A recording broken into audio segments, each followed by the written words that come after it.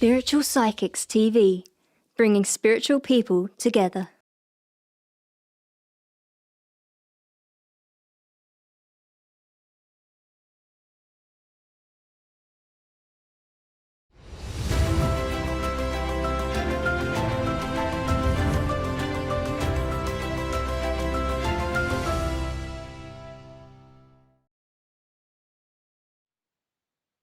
Ladies and gentlemen, good evening and welcome to Spiritual Psychic TV with me, your host, Ashley Robinson, on Being Spiritual, a spiritualist philosophy show. It's wonderful to be with you all again.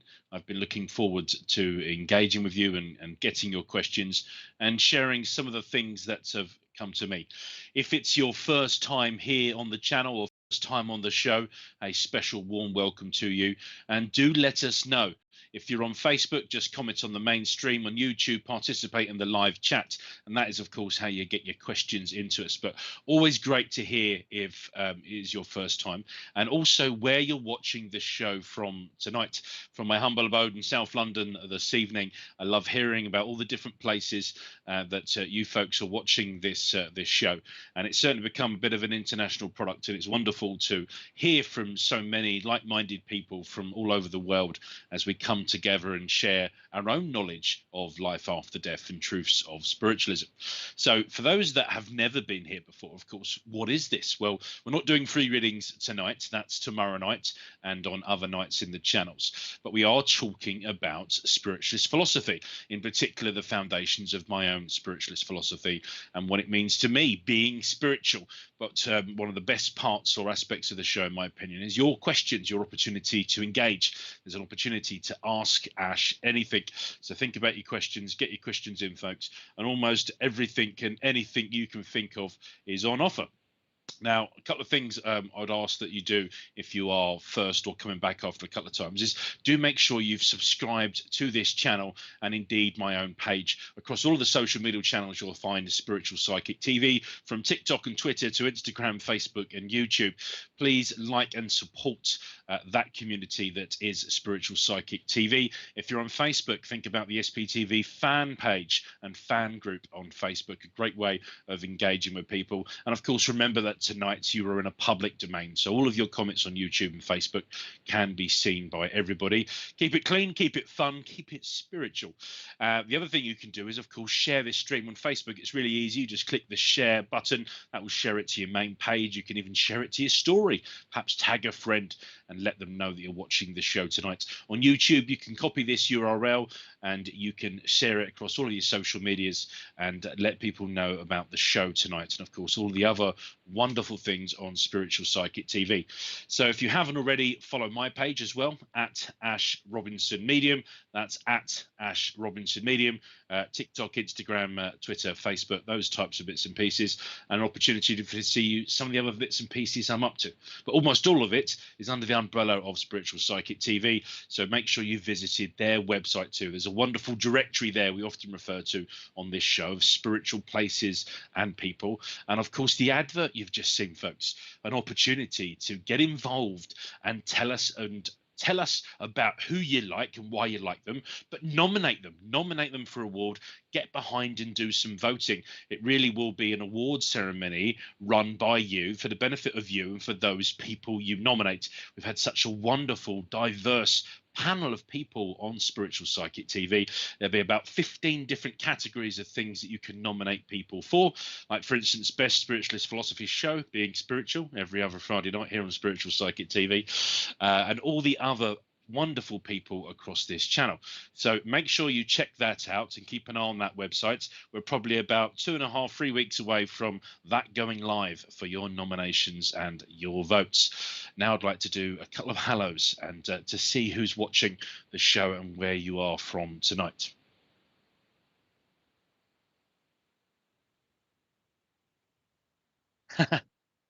I shall have to use the power of my sixth sense tonight, as I'm having a couple of technical issues back in the studio and getting some of those comments up.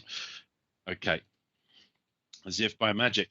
So Nicola Lambie, good evening from Dorset. She says, hiya, Nicola. Lovely to have you with us this evening. Wendy Watson shares a lovely heart. pink hair. I don't know if that's your pink hair.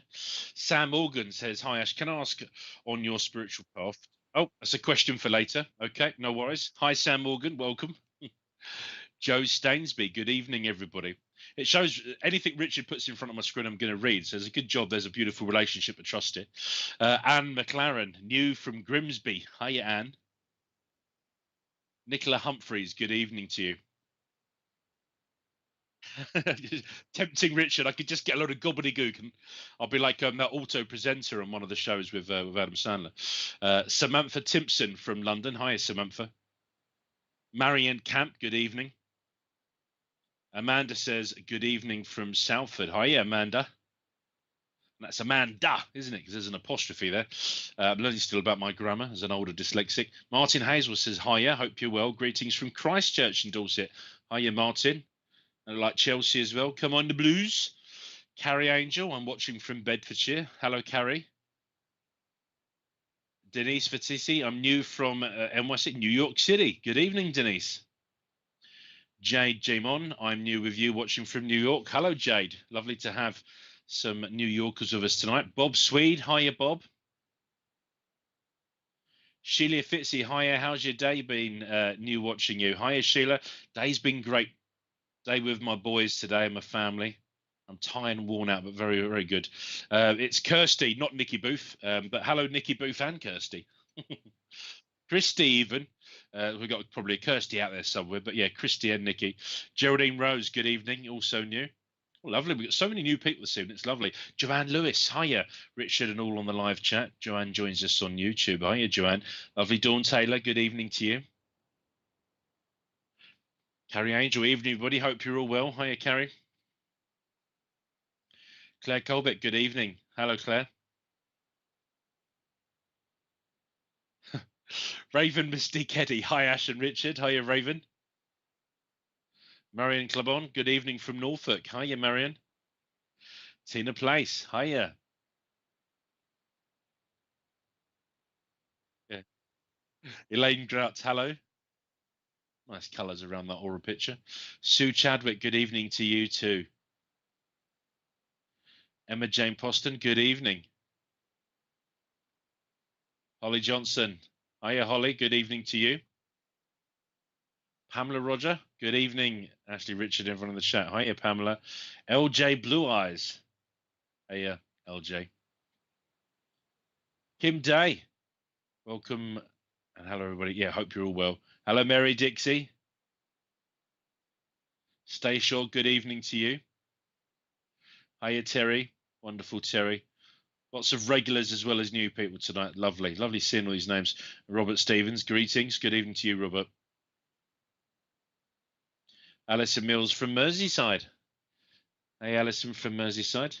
Big love from Essex. I felt that, Kim. Lovely. Big love right back at you.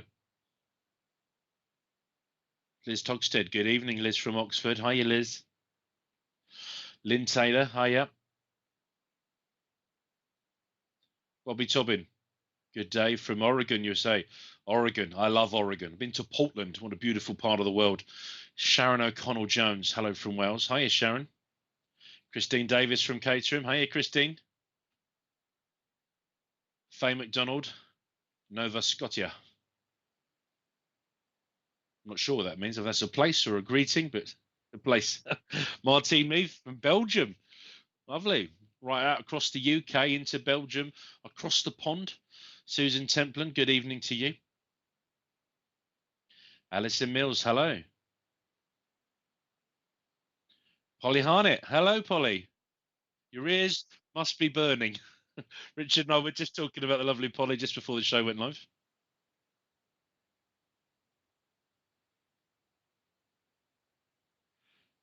So at 9:30 tonight, Polly Harnett and team will be on live chat from 9:30 tonight. So Polly, obviously getting warmed up. That's going to be on Zoom at 9:30. Hiya, Polly. Hi from Windsor there, from Jamie Scully Raven Atkinson. Hello, Jamie. Okay. Was a hi from Windsor, wasn't it? Yeah. Good evening from Ireland, Deirdre. McCabe.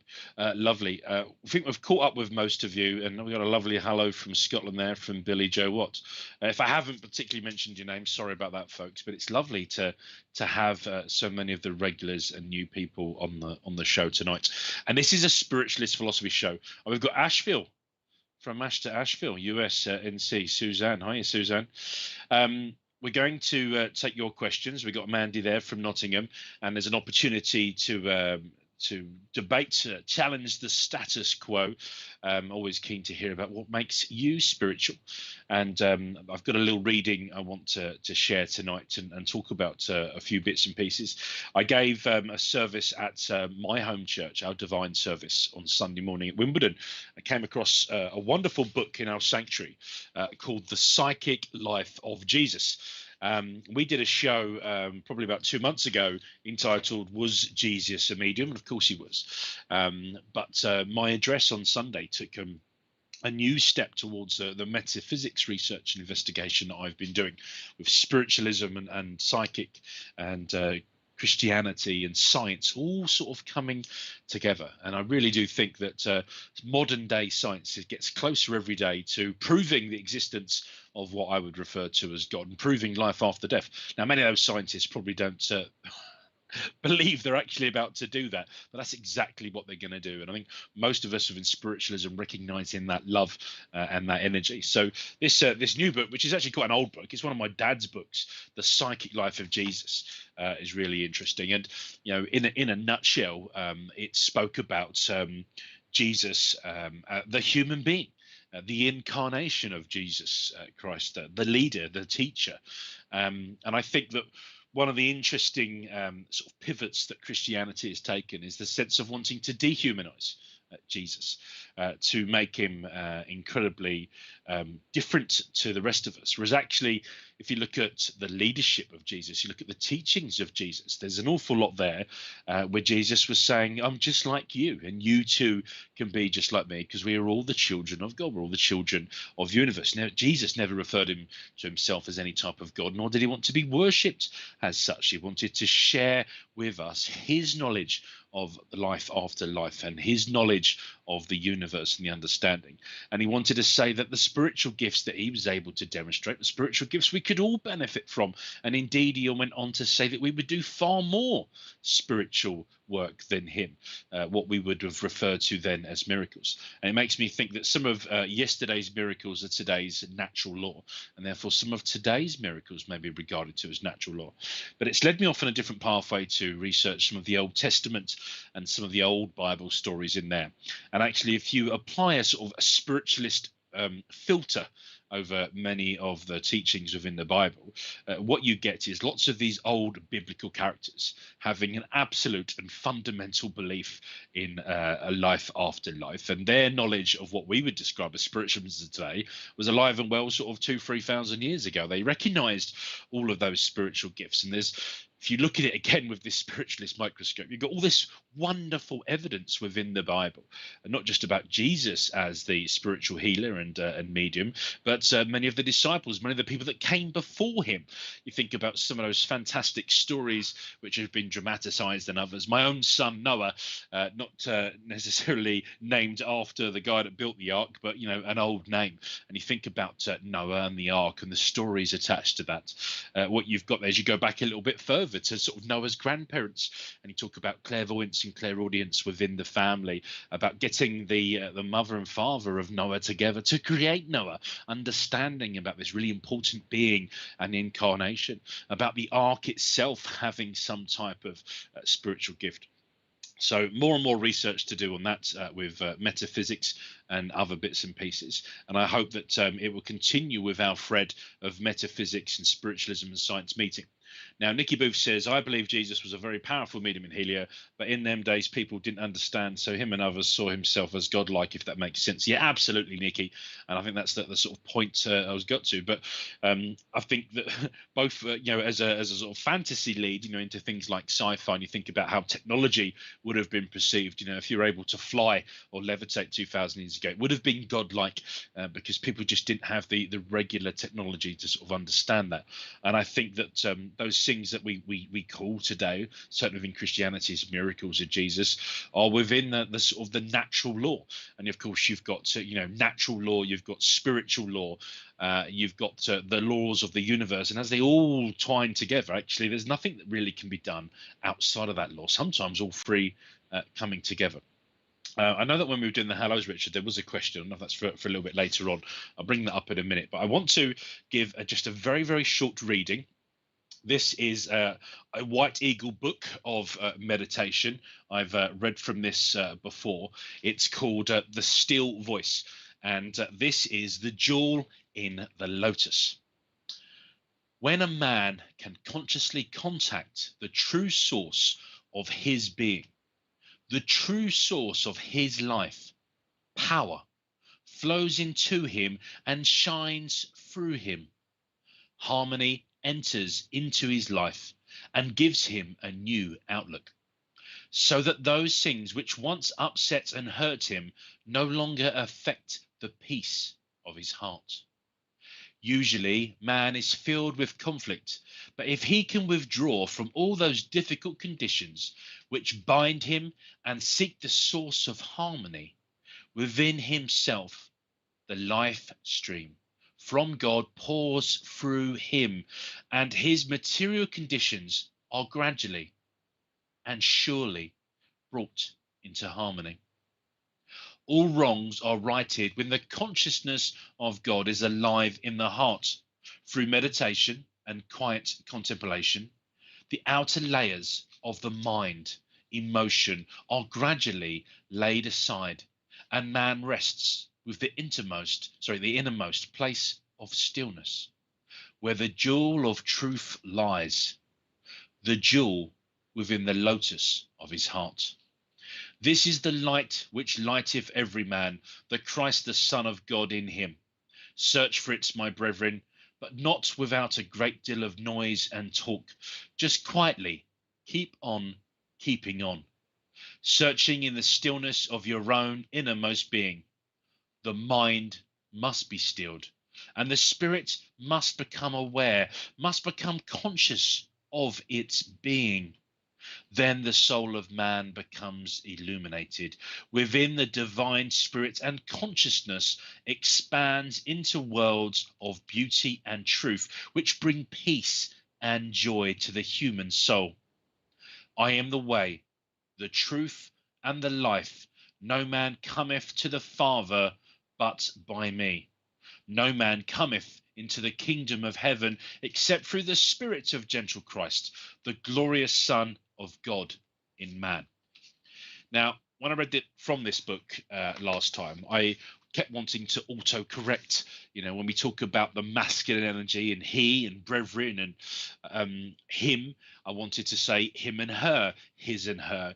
And I think that I just have to accept the fact that even though this was a channeled book via a very powerful trance medium, I've often said that even through trance, I think that the palette of the medium to a certain extent can interfere perhaps with some of the message, even a directly channeled message. But more powerful than that is, regardless of how this would have been channeled, the publishers of the days, I think this is probably 60s and 70s, when they were printing this book, it was very common both within law and within books to talk about he or him as a representation of also she or her. So I haven't auto-corrected that sometimes. I've read it as it was channeled and then put into the book. But one of my favorite sayings within that book, which has been at the foundation of my spiritual, is that sense of keep on keeping on. Just keep going, keep doing this. Don't feel, even when you're stuck in the mud, that you have to stay there, because all of the things going on right now, all of those experiences are now part of your foundation. They're part of the now. And the reason we call this experience a gift is because we call it present time, don't we? It's present time and it's a gift.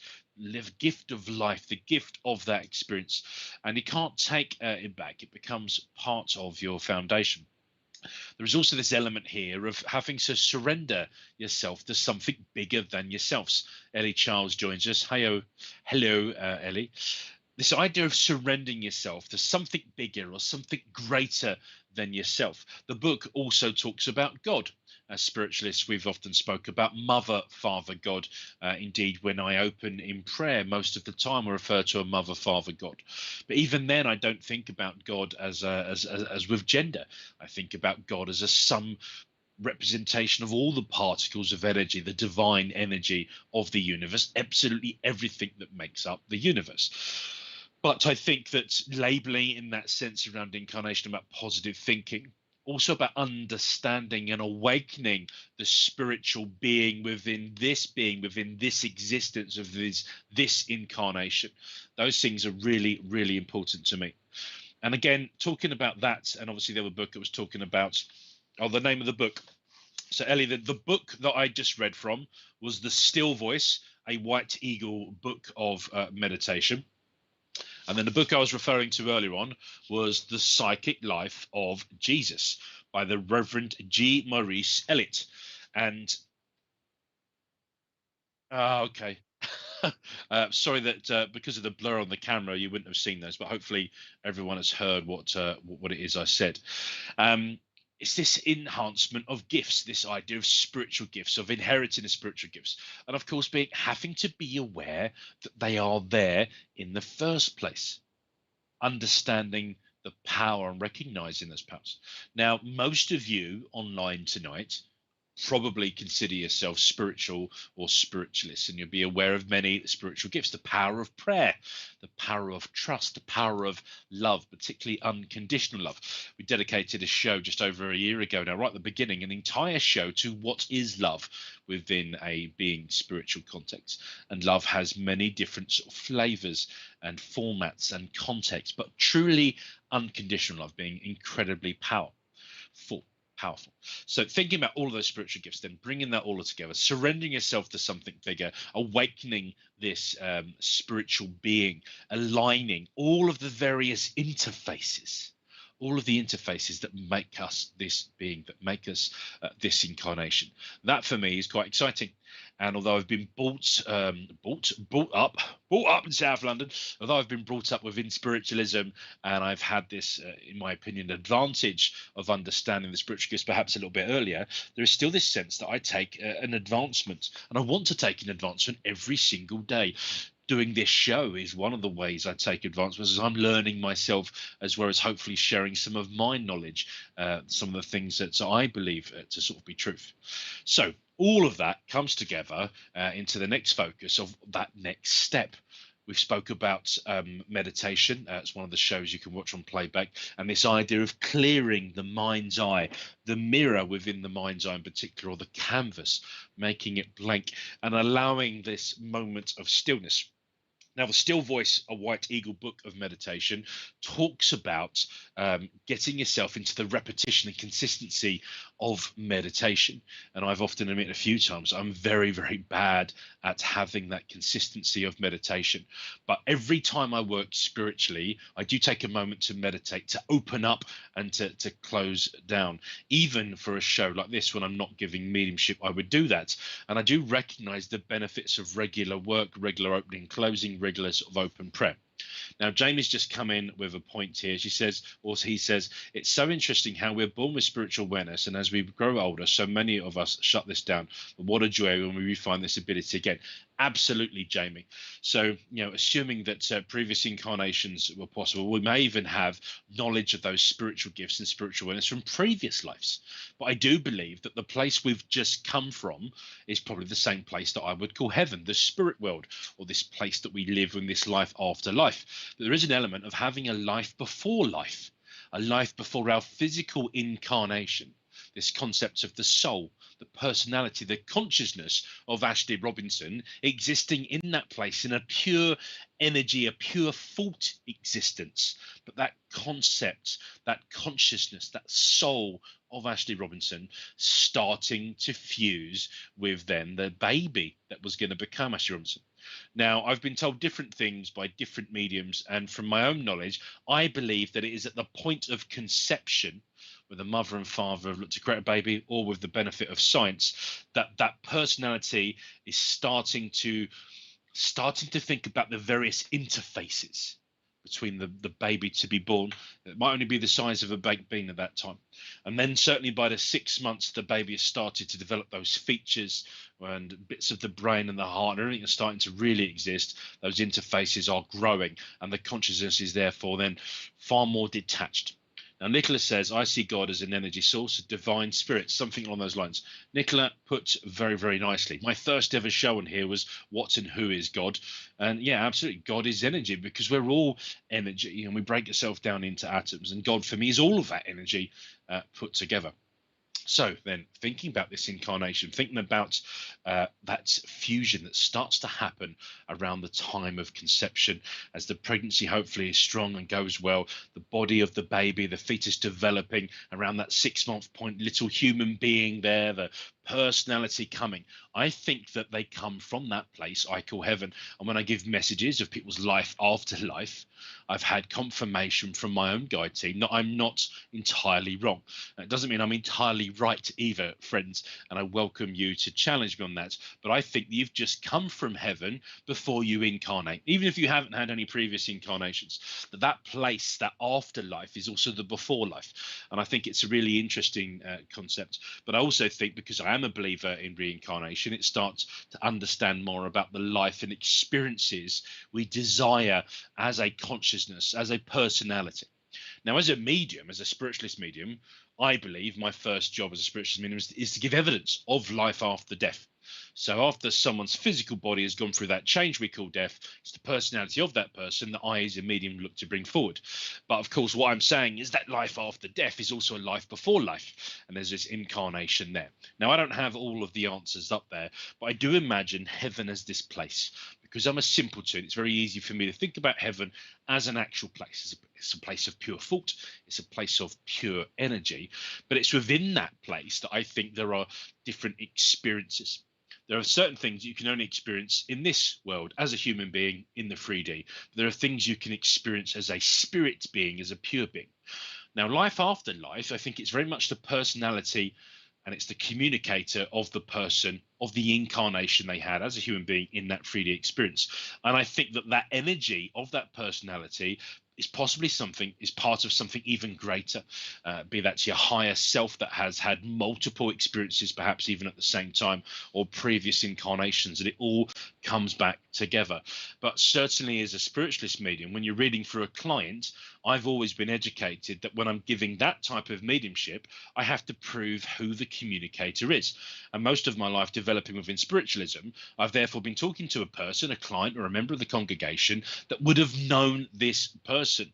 So when they come through and say, I'm claiming to be their nan, and this was my name, this is where I lived, and this is how I died, then the client, the member of the congregation, is able to say, yeah, that was my nan. And that evidence shows me that it is her that's talking to you. As I develop within my own spiritual self, as I find out more about the universe, of course, traditional mediumship in the way I deliver it at churches or perhaps even on SPTV, that changes in that when we start talking about guides, our own guide team, people that live in the spirit world that are guiding us and guiding others and perhaps giving us guidance to help us live our best possible life or to help us spring back to that straight and narrow, that path we were meant to do, then it's not as absolutely necessary that you recognize the communicator. So when I am talking to my own guides in a state of meditation in my mind's eye, I don't think I ever had the physical experience with the vast majority of them of knowing them. Within mediumship, and if you've watched me on this show, you'll know I talk about Bob. Now, I knew Bob. Bob was a human being, and that personality of Bob guides me from the spiritual world with my mediumship. And I've always thought of him about my bouncer on the doors between this world and the world of heaven. Where he checks people's credentials, lines them up, and he helps me give that evidence of who they are. But it's only much later on within my development I realized that Bob was just one of the team. Bob was working with different people, people who I hadn't had a physical experience with in this life in the 3D. And there was evidence that they were able to give of them as a communicator. And indeed, even this year, I'm still meeting members of my own team that are influencing both my mediumship, some of my development behind the scenes around that development, and also this spiritualist philosophy. Because I've continued to say to spirit, don't let me say anything that's wrong. I recognize that this is my own interpretation, this is my own understanding about this, but I want to share truths, absolute truths. And they're truths because they've come to me to be known as truths. But come on, guides, come on, team, get together and make sure I'm saying the right stuff because I want to share knowledge and truths. And my team of people come together like a committee.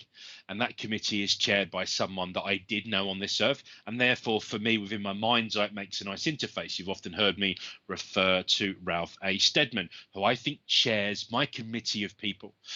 Scott Matthias says, hi, mate, from Scotland. Hello, Scott. Scott Monk McIntyre, even. Hello, Scott. So, my guides team then. I want to tell you a little bit more about the guide team and the influence that they give. So we've got Bob. Bob was very much a sort of godfather figure to me, and passed away in the late 90s. I think so. I was just a small boy when he passed away. Ralph Steadman I knew up until quite recently, a couple of years ago, and had a good eight or even 90 years in experience of this earth. But all of the other people that come together are different people that I'm starting to know more about, and they span, probably in history terms, in the way that we would understand it, maybe about 4,000 years of human experience on Earth, in terms of the different times that they last incarnated on this planet, on this in this 3D experience. Hey from Tyler, Jay McDowell. Hey Tyler, to you too. Welcome to the show. And they have with them their own opinions, the opinions that they came across with their own personalities when they entered the spirit world. And they also have continued to be educated and influenced this side. But they don't suddenly advance. You don't get to heaven as a life after life and suddenly have all the answers. You have to continue to work, to understand, to ask the right questions, and to be in a position to understand that perhaps you were wrong about certain things and continue to learn. So as all of these people together, what they do around the boardroom before I come live on a Friday night is they kind of sense check all the stuff I'm saying. And I've got people from perhaps representing sort of Native American India that might say, well, that's not what we understand. And we've had a look at this and we've got some evidence of this. And I've got people that then take me over to the sort of the East and the ancient East around sort of Mongolia and ancient China and places like that. I've got more sort of recent stuff around South London influence from people like Bob and people down in sort of Somerset, and all of that information all come together, and it's through that period of meditation where I surrender myself to the will of something greater, and I surrender myself looking for knowledge, standing for light, standing for love, standing for truth. I believe I start to get more pieces of the jigsaw, and it's for me to assemble this jigsaw. And then once I'm assembling the jigsaw, it's really important that I also, like a helicopter, can take off and step back and have a look at the emerging picture, because I would say every single day that picture of the jigsaw is changing, because I'm changing, my own opinions, my own influence, all of that is kind of coming together, because I'm learning in this incarnation through these experiences, and my own guides are learning and educating too. And of course, when I'm not happy about something doesn't feel right, I ask for additional evidence. And although I wouldn't have known these people in their 3D experience and we wouldn't have been together, I'm still able to say, prove it to me, either tell me more about you. And of course, if they lived 4,000 years ago, it's going to be quite difficult to find an historical record of that character. But I can say, give me evidence. If you say that sky is blue, that up is up and down is down, or down is up, I want some evidence. Send me towards that. Send me towards additional books, additional opinions. And as I walk through the wonderful library of 200 years of modern spiritual history at Wimbledon Spiritualist Church, I come across all these wonderful sources of information. And I think all of these people believed that they had the absolute truths, and certainly bits of that truth. And whatever I do with this show is I claim to have parts of it, part of what I believe to be truths that I want to share. And of course, we all have that gift of independence and free will to act upon our own free will and accord. The things I share with you are but information. What you do with that information is entirely up to you. And that leads me on to the last part of what I wanted to say about this with my mediumship is, at what point does the guidance and the philosophy become an importance relevance of the messages? The vast majority of people who are regulars at spiritualist churches, people that I know intimately because I've grown up at Hatbridge and Women's Spiritual, knowing these people in my lives. These are people that have an absolute belief in life after death, and therefore no proof of life after life is necessary for them. Other people that walk into church, perhaps for the first or second time, they might be looking for that evidence, for that belief, and to see someone receive a message is a part of that evidence for them, but they're looking for that ticket themselves. And every now and then you get people that either with them or people that come in who just don't believe in a life after life. What they think will happen is nothing, absolutely nothing. And even that nothing has less depth or description. And for those people, because they are a non-believer and not open-minded, probably there's no evidence that I can give them. There's no proof that is going to be possible for them to prove that this is true. And I think that's absolutely right, because we're all going to have different opinions. And I think that when we find a little Lego brick of information that we feel and know to be true, and we add that to our own little Lego house, our little pyramid of information, I think that's the right time for that information.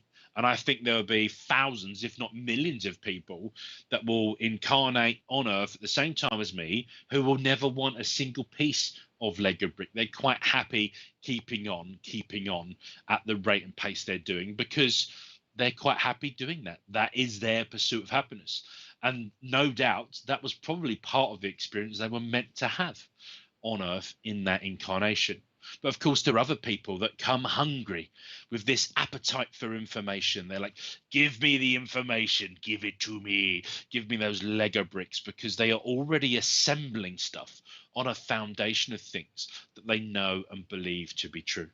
My own boys, who I'm not going to try and plant too many seeds with, but at 3 years old and 6 years old, I have more spiritual conversations with them too than I ever thought possible at their age. But then if what I'm saying has a ring of truth to it, they've just come from that place I call the spirit world much more recently than I. So if I'm having conversations with them, I'm on the same page. Perhaps it's because they knew it to be true before they incarnated. And I believe that is possible. And when I used to speak to my good friend Ralph Steadman about reincarnation, not only did he believe the concept was possible, he believed that many of us did it tens of thousands of times through evolution of our own spiritual understanding and minds. And it was only perhaps after tens of thousands of lives did we get to the point that we were ready to surrender ourselves to know more about the universe and to receive that new understanding of the universe. And it was only at that point of working off some of the karmatic debt that those early incarnations had will be actually in a ready position to say, give me that information. I now know what to do it. And perhaps those spiritual gifts that we read about, that I spoke about in the Bible from thousands of years ago, all of that was part of that journey and part of that experience. So I've gone on a little bit and I've had a bit of a waffle, all based off the little reading from The Still Voice. But I'm really keen to get some of your opinions and to take some of your questions. If you sort of get to the point of saying, well, it's now 20 to 9, Ash, what the heck was all that about?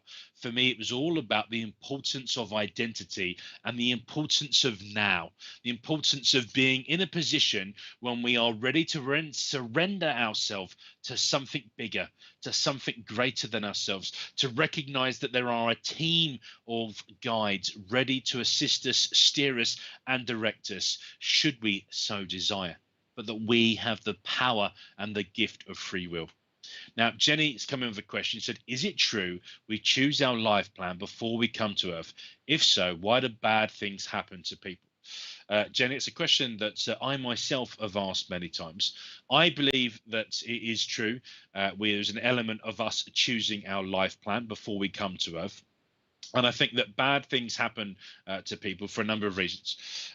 If you understand the concept of sin, of people doing bad things based on free will, I think it is possible for life plans to be changed by other people's free will, and indeed our own free will. because if part of choosing our life plan, and the concept of that is true, if we get to choose, why do we have absolutely no knowledge of it when we first incarnate and we're first down here?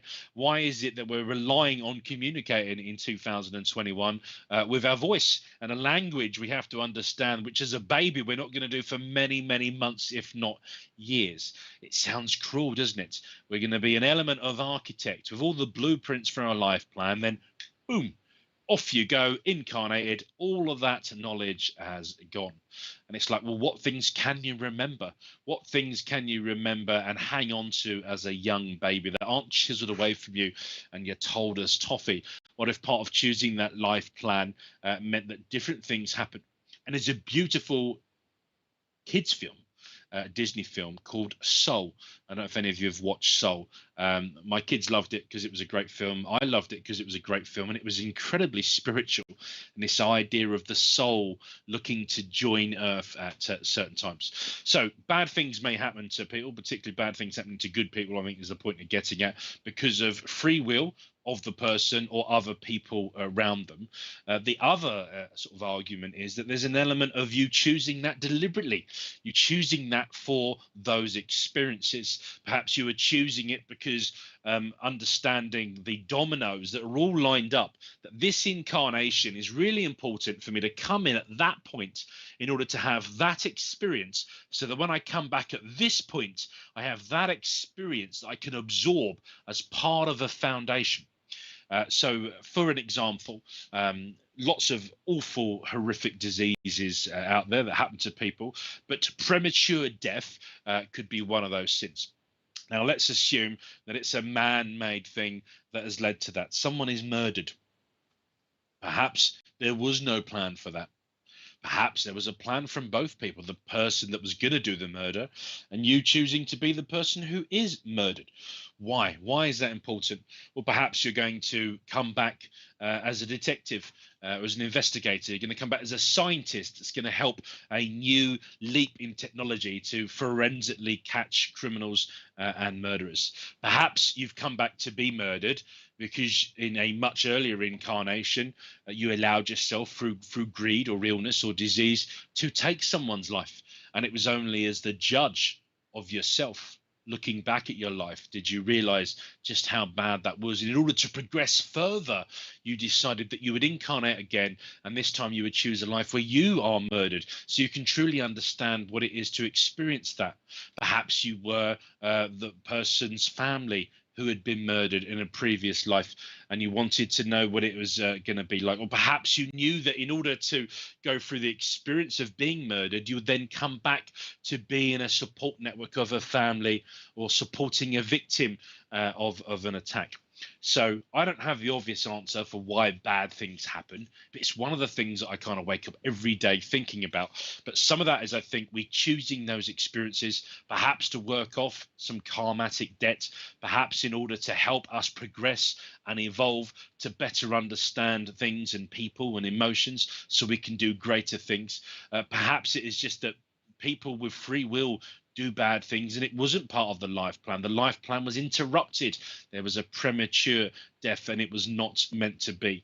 But I think for lots of big chunks of our life plan and our destiny, regardless of how you zig and zag, you are inevitably heading towards this destiny of your life plan. But as I say, free will is a huge, huge part of that. And free will is the gift, not the memory of the life plan or previous incarnations. Polly's hungry. So can someone get us some chips? Get some chips or something else urgently to Polly. Apart from that SOS, but more because I've pushed by spirit to find out things that have never ever from books. I only go with what my guides tell me as it's relevant to what I myself need to know. Lovely way of putting it, Polly. She says, I really don't think I have free will. Well, if I do, whatever my free will thinks I want to do will never work. So now I go with the flow and just trust my journey. And that for me is the sort of the quote of an evolved soul. And Polly is a working medium, a wonderful working medium, and perhaps from my then belief and understanding that you have incarnated a few other times, and you are going with that flow. Some of us are more like on a roller coaster, being led by our guide, screaming and being dragged by the heels to go there. But for me, that gift of free will is just important, because if our life plan is to die until we're 90, but we suddenly decide we like adrenaline sports and jumping in front of buses and things like that, we could prematurely end that life plan. But there's this element of then you not just doing things that you desire, but doing the things you need to do, not just the things you want to do. So Polly also adds, often bad things happen as part of our karmatic journey, learning and understanding. Yeah, so I think that's in general agreement with what I was saying too, Polly. That those things can all come together, and that you choose that. Now, my good friend Ralph Steadman used to say to me that there was almost no choices involved in incarnation, that almost every single detail, even the things you think are free will, are part of our destiny. And if you talk to wonderful people like astrologists, tarot card readers, they'll talk about the fact that destiny is always there. There is a finish line and a finish point. There is a start point and a start point of your life. And as all those things come together, there's a handful of things you can influence, like the noise and sound in the background. But ultimately, you're always going to get to where you're meant to be, because that was destiny. And I think to a certain extent that is true. Thank you, Polly, for coming in with those points. Tyler McDowell says, do you believe that's why your sons choose you as a father, was to fully open up? Quite possibly, Tyler.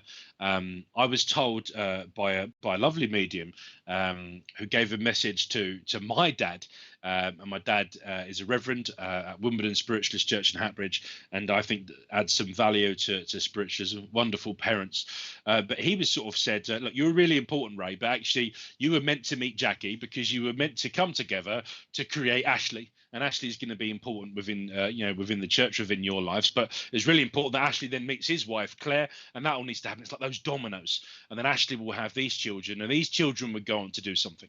Now, while it's always lovely to think about this sort of destiny and this sort of slightly bigger destiny, I think we all have our own really important journeys. I think it's all meant to be.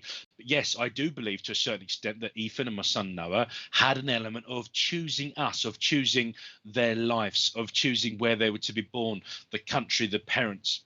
I know that my wife and I were trying for children for 10 years. We had at least 2 failed pregnancies or miscarriages, and I grieved for those children that never got to touch the earth as much as I think if I would have lost someone that would have touched earth. What I do know is I got great comfort from spiritualism by having confirmation of an existence of those personalities, and children who could have been, that continue to grow up in the spirit world, incarnations that could have happened, spirit energy that could have been part of that. Some people would say, well, if Ethan was your firstborn, was he always meant to be your first son? Was he there waiting? Did he have two attempts in those failed pregnancies? I don't believe that to be true. And some of the evidence I've had from other mediums, as well as my own understanding, was that Ethan was kind of like at least like third attempt from the spirit world, of people trying to come and be part of that incarnation.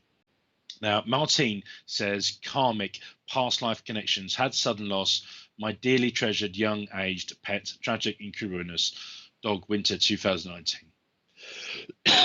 He left gifts, awesome memories, time sent times in dreams too, things and memories. Thank you, Martine, for sharing that. And yeah, all of these things are really important, aren't they? Because the only things that you can, I suppose, truly regret are the things you don't do. Because everything you do, although you might regret it by showing remorse or regret in terms of the decisions, knowing that every cause has an effect, actually the things you didn't do are the things you might want to sort of come back and sort of do again. But yeah, memories are very, very powerful. And those memories are part of what I was describing as those experiences. Thank you for sharing that. Any other questions come in, Richard? Okay, I'll just take a couple more of those then. Well, I have a habit of being able to waffle on a sort of tangent. I want to take as many questions as I can. Hi, Amber. She's saying hello to everybody. You're right, Amber? Hope everyone is doing good today. Yeah, I hope you're all doing well. Lenka says hi. Hey, Lenka. Lenka would understand a lot about. We were just talking about there about the concept of child guidance. Lenka and I have been chatting quite a lot recently about questions we can ask our communicator, and asking the right questions in order to get the sort of right guidance. Now, Eva says, what do you recommend for my spiritual developing? So first thing, Eva, is check out Spiritual Psychic TV directory and find yourself your local spiritualist church or center, or indeed one of the tutors registered on the directory. Because for me, it's about finding the right leader for you, the right guide, the right circle leader. There's lots of things you can read about, and there's lots of YouTube videos. There's the online Spiritual Psychic TV Academy. There's some really good sort of self-starters on things like meditating. But it's going somewhere either where you feel at home and you feel valued, and then finding that right circle leader that can kind of take you through that next step. And there's also an element of you understanding what you want to be doing as well as what you need to be doing, and where you want to be developing, be that in the realm of healing or inspired speaking or giving evidence of life after death, or just about personal growth. So a lot of this can be explored via meditation, but find yourself a good local spiritualist ambassador or center or church to help you through some of that.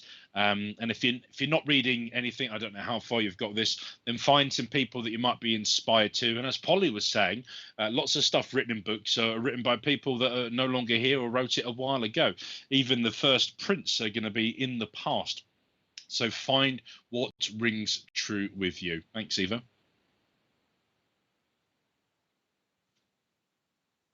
Nikki Booth says, is it possible, okay, to believe in spirit world and not God? No offense.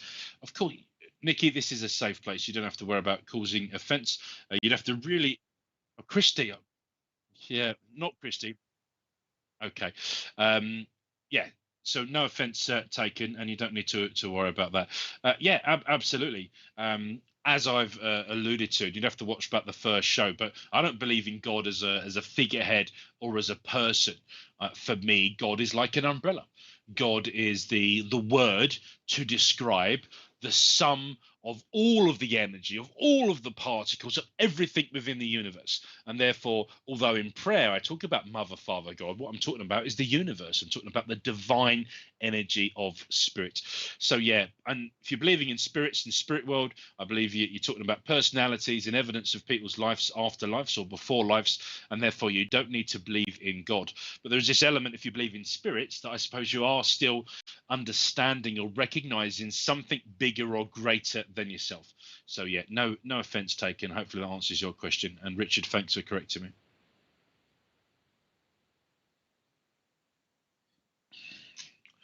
Kim Day says, do you think all the people that worship different named people, Buddha, Muhammad, Christ, are all the same people? Great question, Kim. And I think that, in my own understanding, they are the many faces of God, because of God representing for me the sum particles of everything. There was a wonderful psychic artist. I'll have to ask my mum and dad if he's still around. Tony Katz. I don't know if any of you have come across any of his work, but one of my favourite paintings, which you can still see within a spiritualist church, is almost like this headquarters at heaven in the distance.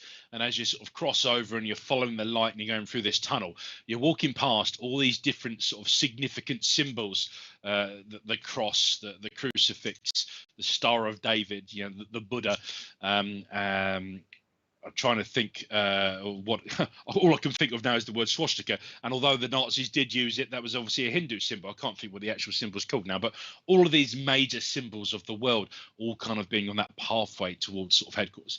So I do love that painting. And yeah, I agree with you. I think that worship and faith and religion, it's private to each person, and whatever people get strength in and confidence in is important. For those regulars of the show, my wife is from an Irish Catholic family, and at different times they direct prayers to different people within Catholicism. I believe in the power of prayer, and I think if you want to incarnate and direct that to someone who lives in the spirit world, lives in that place called heaven, and by incarnating them something bigger can create, Absolutely. We did an entire show about affirmations and about ascended masters and bringing all those together. So yeah, I think that many of these people were great leaders and speakers. And part of my research into sort of Christianity, I was actually listening to an Islamic scholar talking yesterday. One of the questions they were asked is within the Quran, where it talks about taking the teachings of Jesus Christ. Why is that not seen in sort of modern Islam? And this Islamic scholar started talking about the fact that because Christianity had sort of dehumanized Jesus, didn't take away from the fact that within Islam they recognized Jesus as this fantastic prophet, but he was a human being incarnation and he had a great message, but again had these spiritual gifts that we would do. So I think, yeah, within this, religion is a state of mind in many ways, isn't it? It's about your understanding. It's about getting to a point where you feel confident to say is, I've got all the bits of the jigsaw, join my club, see the picture with me, and this is the way, but actually religion is perhaps not as necessary as it once was, because recognizing everyone's private faith and religion within that, and whoever brings them sort of comfort and joy, that's the important thing. And that for me is within my spiritualism, is that labels are private and important to each of us on an individual basis. But yeah, I agree with you, Kim. Good question. Sam Morgan says, can I ask your spiritual path, do you start feeling and seeing things differently? So can I ask on your spiritual path? Oh, right, yes. So Sam, I think you're saying how have things perhaps changed or progressed within my own sort of spiritual path? Yeah, so predominantly, and if you think about the various clairs, clairaudient, clairvoyant, clairsentient, using the different senses within the body to see spirit, to hear spirit, smell or feel sort of spirit. As a very young child, I think I used to do a lot of seeing. I used to see spirit beings with my eyes. And I used to feel their presence and energy within my mind's eye. As a spiritualist medium in August 2021, 95% of my mediumship, I see and hear within my mind's eye, within that blank canvas, that blank mirror within that eye. And it's a lot faster. It's almost that telepathic lead. And when I'm hearing things, I'm hearing it not with my ears. However, out on sort of, what you might refer to as an investigation, an alleged haunted house, when people say things are going bump in the night, when I've been out and I've been switched on and I've got my guide team with me, I have seen more physical evidence and I've heard more physical evidence. When I've sat in circles in our church, we've been deliberately building up the energy and encouraging our spirit friends and guides to come together. I feel that as I become more aware about what's possible, as I develop that mind's eye, then more is possible for me to understand and for me to see too. But ultimately, I feel that I'm being drawn in a path now towards the philosophy, towards the inspired speaking, to share my knowledge of life after death and the truths of spiritualism. I remember years ago saying to my parents, I hope you don't mind if I'll be offended that I don't follow in your footsteps. My dad was an ordained minister right from the early part of my life. My mum was actually only ordained in much more recent times, probably within the last sort of 10 years. But now I've signed up with United Spiritualists. I want to be an ordained minister. I've started my training and learning to be that. And although I work as a spiritualist medium and I'm able to give, I think, hopefully satisfactory evidence of life after death, I don't necessarily feel that that is where my path is taking me. I feel that, the ancestors of life after death promotions, my grandfather and his friends Doris Stokes and Jesse Nason and Gordon Higginson, when they got together in 1982 to take spiritualism on its next continued mission, I feel like the Captain Kirk of LAD promotions. This idea of working with wonderful people like Richard James in Spiritual Psychic TV and spreading our knowledge. We've got this wonderful weekend coming up in March. Polly and many of the other SPTV personalities part of that. And for me, getting together with like-minded people, respecting our differences in opinions and allowing people to have this opportunity to share their knowledge of life after life and spiritualism. It's really, really important. Thank you. Shirley says, religion is whatever you believe, and I believe there is something in the after. Very well put, Shirley. Thank you for sharing that. Jenny. Okay, so Jenny says, may I ask a question, please? Of course. I was just wondering if in the spirit world, can you do the same things you've done on earth, have a house, eat, drink, etc.? Will you have a body and will you be able to hug, etc.? Thank you. Jenny, lovely question. Yes and no. So the difference between a human being vibrating at this energy with all the interfaces, The difference between that human being and its incarnation and a corpse is the absence of the soul, the absence of the personality. So when you've finished with your physical vessel in this incarnation, the body goes, buried or cremated, whatever happens to it. You exist in pure energy, personality, pure thought in that place I call heaven. So you have no need for a physical body. However, I've had lots of evidence from people within the spirit world and my guides that heaven is absolutely everything you want it to be and you need it to be. So my nan, when she passed away, my nanny Hazel in particular, she wanted that little cottage by the sea. Then one of the first things she would have got in heaven was that little cottage by the sea with a tea that was finally at the right temperature, just past boiling. And no doubt, as my granddad had got there before, he'd started to prepare that cottage for her. I had visions of him sort of preparing the gardens. Now, all of that was within the concepts of pure thought, of pure energy, but it can be anything you want it to be and anything you need to be. I also get lots of confirmation from personalities that they create a spirit body for themselves, often a replica of the body they had during their incarnation. But they can, of course, reproduce it without any of the imperfections, disease, or rage. So when spirit come forward and they're describing or showing me what they look like, I'm saying, are you showing me what you look like now, or what you look like when you're in your 20s or your 30s before you had the accident or the illness? And part of me verifying the communicator as a medium is understanding that. And again, it gives evidence. So yes, I believe they can create a spirit body as part of that interface. And we can see that sometimes when people talk about perhaps seeing ghosts or seeing spirits, perhaps they're seeing that spirit body that exists within the spirit world. Physical phenomenon, quite rare and quite difficult to reproduce.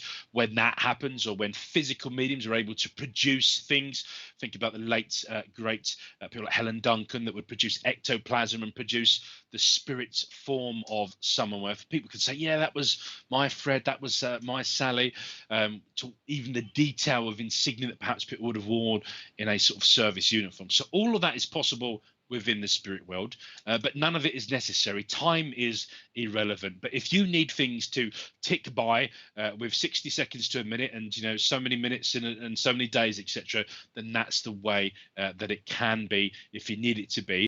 And then once you get to a point that you no longer need that, you move on to the next thing you need. Now, Polly shares that she had a gentleman come from spirits, and he said to their client that he's chain smoking up there and it's okay because it can't kill him. Yeah, great evidence, Polly. And, no doubt your client said that sounds exactly like him. And I've had that, all sorts of things. Working at Women's Spiritualist Church a couple of weeks ago, I got this real smell of cannabis. I know what cannabis smells like, so I've spent enough of time in the civil service trying to stop it from getting in the country. But I had this person that was blatantly smoking cannabis. I thought, surely no one's actually brought it into the church. I mean, it's South London. It's quite possible. But actually, it was the communicator, and they were giving me that smell, and they were producing it because they enjoyed smoking marijuana. And actually, one of the first things they were able to do in the spirit world is build this fantastic spliff and smoke it. And they went through that experience. Now, it was a different experience to the one they had as a human being. But nonetheless, it was an experience they were able to do, and they were able to produce that smell for me so they could understand. I'll take Brigitta's point in a moment, but I've also had that about people that played cricket and rugby, and people have made jokes. There's that sort of brilliant joke about a client that says, "Oh, can you ask Jeff if cricket's up there in heaven, if they're still playing?" And the medium says, "Oh yes, I spoke to Jeff. He said there's good news and bad news. The good news is there is cricket in heaven, but the bad news is we've got your name on the starting lineup for next Sunday." And I joke. It's a well-known joke within certain circles, but there's this idea that the personality, that humour, that cheekiness, that naughtiness, perhaps that nastiness, all those bits of the personality come through. Now, wonderful friend there, Brigitte. I'm looking forward to seeing you for months, Brigitte. We chat all the time, hoping to meet for a cup of coffee soon, aren't we? But Brigitte says, but Ash, remember, we are all star seeds. We're all from the various dimensions in the multiverse, but have merely forgotten due to living in this conditioned matrix. Now, if you go back on playback, you'll see for something Ancients, Richard, you'll have to remind me. Ancients, was it? The show that Brigitte used to do with Katie on Friday nights? Origins of the Ancients, I think.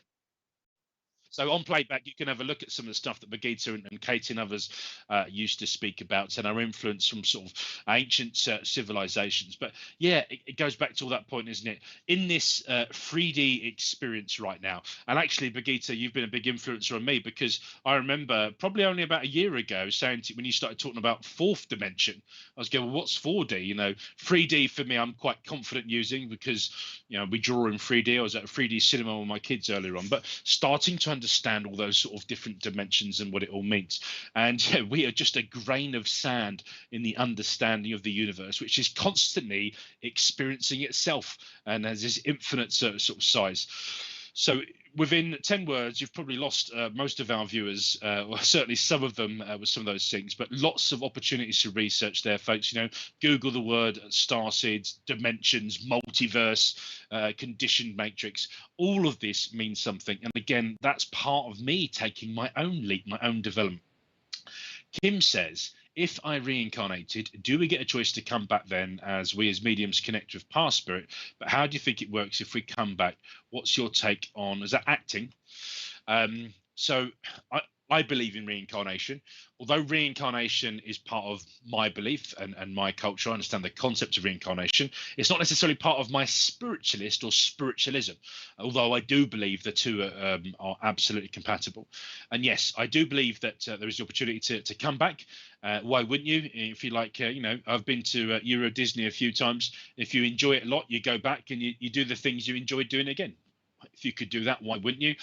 Perhaps like Disneyland, there was always that big queue. You never got round to doing that one thing you wanted to do, so you can come back and do that. Perhaps there's something which had such an effect on you that you wanted to see what it was like to do that to someone else. Perhaps you loved and lost. Perhaps you didn't. So all of that, I think, is possible. And yes, there's an element of choosing. I always imagined it, and depending on the age of our viewers tonight, Richard, a lot of people might not know what I'm talking about when I talk about Blockbuster Video, which used to be one of my favourite places to go to at the weekend. Richard's definitely too young, he says, but if you can imagine, before everything was subscription based and on demand, you had to plug in a physical bit of hardware like a VHS tape or a CD or a DVD. I think that to a certain extent in heaven there's this element of a life, and there's an element of life you can choose it like a DVD, and you can have a quick flick through the highlights of the destiny, and you can watch the synopsis, and you think, yeah, I'm ready to play that one, and off you pop it in the machine, and boom, you beam down and you start reincarnation. So it's probably a lot more complicated than that, if I'm honest, but that is the way my simple mind understands it. And you say then, as we as mediums connecting with past spirits, but how do you think it works if we come back? Now, I've asked this question to my guides, and I've asked this question back to the spirit, and I've had different answers. So you say, I meant, if we are, how do we connect the spirit as mediums if they've come back already? Right, yeah. I even though I didn't see that part of the question, that was where I was going, Kim. So, two answers for you. You see what you think is feels the best of you. First concept, and this is what I've had for sort of most of my life, and my understanding is that once we've finished with our physical vessel that is our human body, we are in heaven. We're in that place we call heaven, the spirit world, and we are waiting for our loved ones. So everyone that we kind of knew in our physical life, there's an element of spirit choosing not to reincarnate until they've had the opportunity of rendezvousing in heaven with first, second, perhaps third generation of friends and family that they had a physical experience with, because it's all good to have a rendezvous and a psychic picnic together up in heaven. And that actually, when people come through and give evidence, it's because they're in heaven. They have made a place for you and for others. They're experiencing heaven. If you talk about like the Buddhism and the wheel of life, this idea of reincarnation happening immediately, then I think that that is also possible. Now, if reincarnation is immediate reincarnation is possible, and you talk about the Dalai Lama and the old sort of emperors of China and places like that, looking for the second and the precise minutes and second of people who died that were very important, looking for the person that could have been incarnated. I learned in China that perhaps lots of children all born at exactly the same second would all be brought into certain schools, as they might next be the next emperor or sort of Dalai Lama. All of that exists within sort of Buddhism. Now, within spiritualism, how often does a spiritualist medium get to give evidence from those people that had a physical life, are no longer incarnating in the physical, but they have message come through? So I've not done too many. Well, I've not done any work in China as a spiritualist medium, other than to a couple of friends when I was out there hiking. Two things happen as a medium. One is we're not a DJ and we can't take requests. And I know that the old sense of a Victorian seance, is anybody there? And we can tap into anybody. I've never personally been able to do that. I've never been able to say, tell me who you want to talk to and I'll find them. The guides, the communicators, they find the client, they find the congregation, they find you. And sometimes people just say, I've been a spiritualist for 50 years and I've never heard from Uncle Jeff. Now, perhaps that's because Uncle Jeff was busy doing stuff in heaven. Perhaps Uncle Jeff had already incarnated and had come back down as part of that family. Perhaps Uncle Jeff just didn't feel there was any value in giving that evidence, or Uncle Jeff had no belief in a life after life, and he was still in a prison of his own making, a little tent that he thought was the nothingness, until he'd psychologically got to that point that he realized he could communicate, that there was this element of a walkie-talkie. And the final part of that answer is, what if you can be in many places at the same time? Okay, so I've got this pint glass of water here. Let's, for really simple terms, this pint glass is the universe. And within this universe is all of the energy. And every time I take out a drop of water, that's an incarnation, that's an incarnation, that's an incarnation. And when the incarnation is finished experiencing life as a human being in the 3D, it comes back to the vessel of the universe and is all part of that. Now, the next time that droplet decides to incarnate, has the droplet, the soul droplet, all the various atoms and particles of energy, has all of that gone back and incarnated again and continues with all of those memories and personality? Or is it just a part of the universe, a part of the energy and the presence that is going on? So this idea being that in this pool of life, this sort of pool of the divine, that Ashley Robinson that's incarnating right now is part of something greater. And perhaps I don't have all of the knowledge of my previous lives, because those lives have been led by other personalities, by other incarnations, but yet we're all still connected, like an onion with sort of different layers. And that actually when Ashley Robinson's life is finished and the energy and personality of Ashley Robinson goes back to that place called heaven, it's not necessarily that that personality has all of the knowledge of the previous lives. So as a medium, when I give a message, I don't say, I've got a woman here claiming to be your nan, but she also says she was a Native American Indian. She says she was a chimney sweep in Victorian England. The evidence from the communicator doesn't go back through the lives that they may have lived. So is it possible that the personality resembles that, and that's why they create that spiritual body, because it's very familiar to them, and it's just that they're part of something bigger, part of something greater than they self. And it goes back to Brigitte's last point with you, that we're all just part of something bigger. Imagine this huge supercomputer that says, and now I'm going to experience life as Ashley Robinson in the 3D. And I'll go off and do that. And while I'm doing that, exactly the same time, I'm going to experience life on somewhere else. But it's all part of some sort of supercomputer. Let's call that supercomputer the sum particle of all the energy, perhaps God, the universe experiencing itself. So Kim says, I agree with you 100%. Just wanted to see if you had the same take on it. Yes, I've been in my bed, but also astral traveling, same time, different places. So yeah, Kim, I think we're on similar things. And my personal opinion across those various sort of spans are that some of this we're just not meant to understand, or I don't, as the incarnation of Ashley Robinson, I don't have the capacity to fully understand. But I confessed to liking sci-fi earlier on, didn't I? For those of you, I don't know, is there any Trekkies on the show tonight? Let me know if you're a Trekkie, because I am certainly. Yeah. So Richard enjoyed some of them, yeah. Well, Richard and others, do you remember the characters who continue to have they sort of use aliens and humanoids? They use them almost like a vessel, like a host. Dax on DS9 was one, where it was almost like a being within a being. So the humans or the humanoid. Dax, they had another entity within them that used the sort of the body as a vessel, as a shell, and the consciousness of the if you like the existence, the being, then that person continued to live through all the memories. And I always love that character, it's particularly in Deep Space Nine, because they had the previous knowledge of all of their incarnations, of all of their experiences, and then each physical body and physical experience that was part of that just added to their foundations. In fact, they still had the same loves, they still had the same likes, but when they started to experience things in a new body, they were starting to experience it through different eyes, through different senses, perhaps in Star Trek, even through different sort of species. So I think that from a point of view of reincarnation, perhaps Klingons, yeah. Raven says of them trouble Klingons, yeah. Under Oh, I feel I had a Klingon guide there coming through, trying to speak in Klingon, Raven. Yeah, it totally thrown me now. Maybe it was a Klingon guide, or certainly someone with a good sense of humor, inspiring my words. Dax DS9, yeah, new incarnation, new personality, but this species, is it Trill? I wish my dad was on the show tonight. He really knows his Star Trek. I think the species was called a Trill, and the Trill lived within the incarnation, but they're experiencing things ever so slightly different. There was also this other wonderful character in Star Trek. And the reason I mentioned Star Trek is I think people like Gene Roddenberry probably had a huge influence from their own spiritual understanding. I think Odo, Richard Senemic gene.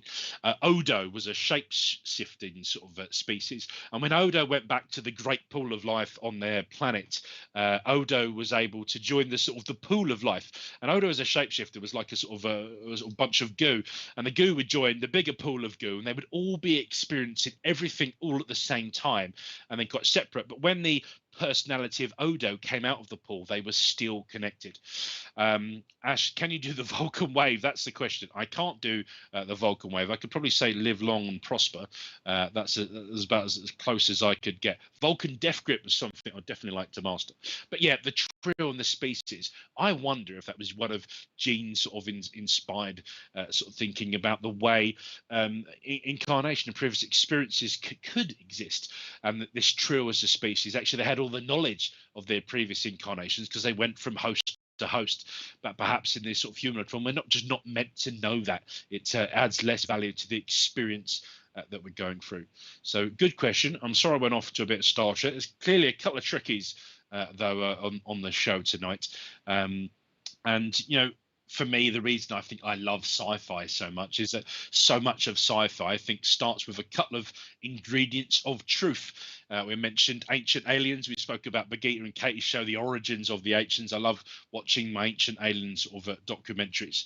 And, you know, for me, there is no wonder about life on other planets. We had a really good show about the paranormal. We had a couple of people, including Alien Beale and Malcolm Robinson, talking about sort of life on other planets that's potentially happening in the same sort of timeline as what we're going on now. But all this idea of the universe is continuing to expand, continuing to experience itself. Why wouldn't there be all these alternative universes? And that gives me the other opportunity to talk about another show I used to watch with sci-fi, a show called Sliders. Now, I don't know if any of you watch Sliders, but Sliders was this opportunity for this sort of team of scientists who almost always in Hollywood, it starts by accident. There we go. My dad is here. It says it was a drill. Thanks, Dad. Sliders could jump between the various worlds, and the idea that every cause had an effect almost spanned off to a new universe. Dad says the Vulcan hand sign come from the Jewish traditions. So lots of sci-fi. So it takes its seeds of ingredients and foundations from somewhere. But yeah, Sliders jump between the multiverses, the sort of the universe continuing to expand, and the idea that you could travel between them. And perhaps when we talk about, you know, the shadow people, we talk about seeing ghosts or seeing spirit. Are we getting this evidence of different universes that are all existing at the same time, sort of coming together in bits and pieces, coming forward? And the final sci-fi reference I'll sort of finish with is Travelers. Which has just been cancelled now by Netflix. But the guy that, or one of the main leads, was the guy that used to play Will on Will and Grace. And the idea was that the humanoid body is simply a vessel, and actually you could transport the consciousness between bodies. And at some sort of point in the distant future, human beings had worked out that when your vessel was dead and dying, you could transport the consciousness of that person to another human being. Some of the shows like Stargate even say that that's why they graze the aliens. They're just cloned bodies, shifting their consciousness and personality into different bodies. Now, going back to this sort of concept of travelers, in the future, once they've worked out how to transfer consciousness and personalities between bodies, they then work out how to send that consciousness back in time, because there's some sort of catastrophe in the future they want to change. And consciously, they try and do it at a time that historically they knew that a human being was going to die anyway. So once the human being was going to die and that personality goes off somewhere else, let's call that place called heaven, the travelers send back the consciousness of someone from the future to the body, and they stop the body from dying, and then they kind of reuse it like a second-hand car. And I think so much of sci-fi, when I look at that, what I just enjoy in switching off, I know it's sci-fi, I know it's fantasy, I think so much of it also plays with some of my understanding of the universe. Okay, we're coming up towards the end of the show. I'll try and wrap up with a couple of questions. Jamie says, what are your thoughts on astral projection, just out of interest? Jamie, I think that, as I said, for me, all the different parts of the body are interfaced, and that absolutely your consciousness is part of that. There's various interfaces, the spiritual self, the physical self, and all the other bits and pieces in between. So yeah, perhaps wandering through meditation or relaxing to the point, almost like an umbilical cord from mother to baby, we can wander and we can project. I've had lots of great evidence from people like remote viewers, and some great remote viewing done in the Second World War. There's a lovely lady called Vari Kent. Vari now lives in the spirit world. Her mum and dad both worked for the MOD during the Second World War. Some of that time has just been declassified by the MOD, and her father was parachuted into occupied France during the Second World War, and he used to send the coordinates of the pilots above him, the Luftwaffe, on their way to bomb London. He would remotely view those coordinates, send them back telepathically to his wife in the UK in MOD headquarters, who would say evacuate that site, or change their coordinates, and he would remotely view and he would influence them. Now, the MOD experience of that, no doubt the CIA and others continue to do so, but there's lots of evidence that suggests you can do this, and in a dream state you can do education and investment and other bits and pieces. My dad have come to life now. I've started talking about sci-fi, and of course he's talking about Doctor Who and the Time Lords. Some other stuff there which has got some sort of beautiful history to it, and all fiction, perhaps science fiction, perhaps an element of truth. And that, friends, is what we must do. As my dad finishes there, we must seek for that which was lost. How came they lost? Was it by the untimely death of previous incarnations? The fact is, we must go onwards. We must go forwards. We must have an understanding and inquisitive nature, for we must ask these questions. And whether or not we do what Polly says, which is just go for the ride and forget all the books, listen to your guides, recognize you've got a direct link to heaven and a guide team that want to guide you through this, who are learning themselves, or whether or not we want to go off and get some foundation from some of these books, see what inspires us to keep on going.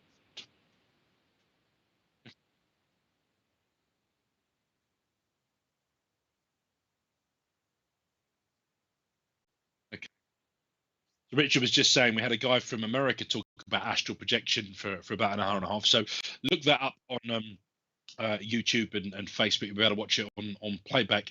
But yeah, I think it's absolutely possible. And indeed, I think that if you talk to physical mediums and trance mediums in particular, some of them talk about going somewhere other than their physical body, making way for the consciousness or personality of a spirit being to perhaps sort of use their body.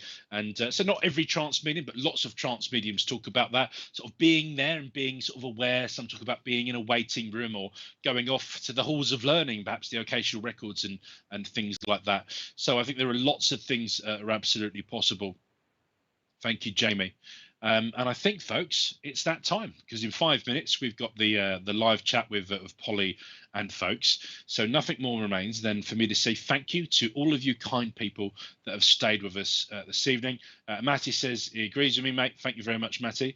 Thank you to the lovely Richard James, who has produced the show tonight and continuously every other week for the last sort of 12, 13 months. We're grateful for everything you do, Richard, and all of the team of admins and ambassadors behind SPTV and all the social media content. Really is a great platform, and I've loved chatting and engaging with you all tonight.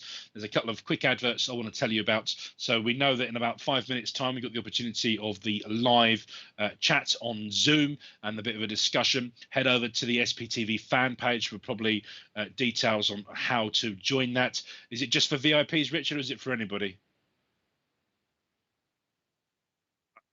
Okay. Open for everybody. You can carry on with this conversation. You can start your own conversation. You can go as deep and dark or as kinky as your mind will let you. Join that on Zoom at 9:30, and Saturday nights at 8 p.m. As I said, we'll always have a demonstration of mediumship with a different reader every week. So check that out tomorrow night from 8 p.m. on youtube.com/spiritual psychic TV. This week's reader is Christine Stewart. So check out Christine Stewart, free readings and mediumship demonstration tomorrow night from 8 p.m. And that should get you in the mood for the Sunday morning divine service with Women and Spiritualist Church, broadcast live from Women and Spiritualist Church. Reverend Mother and Father, Ray and Jackie Robinson, and the team at Wimbledon at Sunday mornings from 11 a.m. And this week's divine service, I don't have my diary with me. I can't remember who this week's medium is. I'll have to get my dad. My dad will no doubt comment in the chat in the next couple of minutes who the medium is, but it'll be a lovely, wonderful spiritualist medium, and there'll be some readings, there'll be an inspired address, and there'll be about 45 minutes of clairvoyance mediumship on that show as well. So check out Sunday morning from 11 o'clock, divine service. Of course, Leslie Moulton, the lovely Leslie Moulton, recently married. That was Leslie Knight in old money for people that would have known her in a maiden name. Lovely Leslie Moulton, live from Women of Spiritualist Church, Sunday morning, 11 a.m. And VIP nights, don't forget our VIP nights. You can become a VIP yourself by becoming a very important patron of Spiritual Psychic TV. Find out more information on Spiritual Psychic TV. Head over to the Facebook lounge if you are a VIP, and know that this Sunday, hosted by Veronica Jenkins, is an evening of fledgling mediumship, Sunday 8 p.m. via Zoom. It's not with Veronica. Is it with Lupsa? No. Marcus.